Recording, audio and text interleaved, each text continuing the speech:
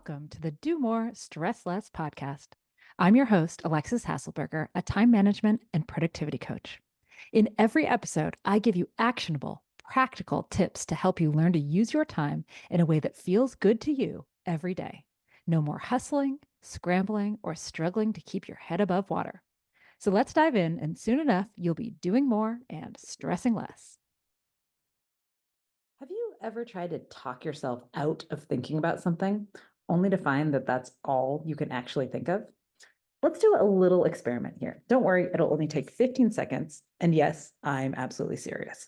I want you to set a timer for 15 seconds and then close your eyes and try to not think about a purple gorilla. Simple enough, right?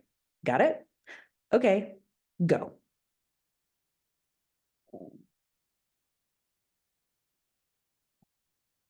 Okay, now open your eyes. How do you think you did? How did you do? Well, I am willing to bet that not only did you not manage to wipe the idea of a purple gorilla out of your mind's eye, but that in fact, all you could see was that purple gorilla. And don't worry, this wasn't actually a test you could pass. Sorry, not sorry. Human brains just happen to work like this. We fixate on what we tell ourselves. We're not great at purposeful omission or negation. Now, why am I talking about this?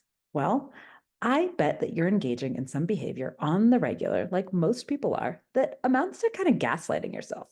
You've got that mean little voice inside your head telling yourself, why did you do that? Are you an idiot? Why can't you be more like so and so? And when you ask yourself these negative questions, your mind fixates on the negative.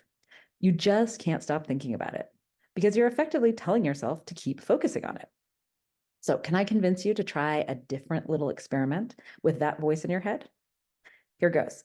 Every time that little voice asks you a negative question, I want you to try to reframe it in a positive way so that you can slowly retrain your brain to stop being so darn mean to yourself.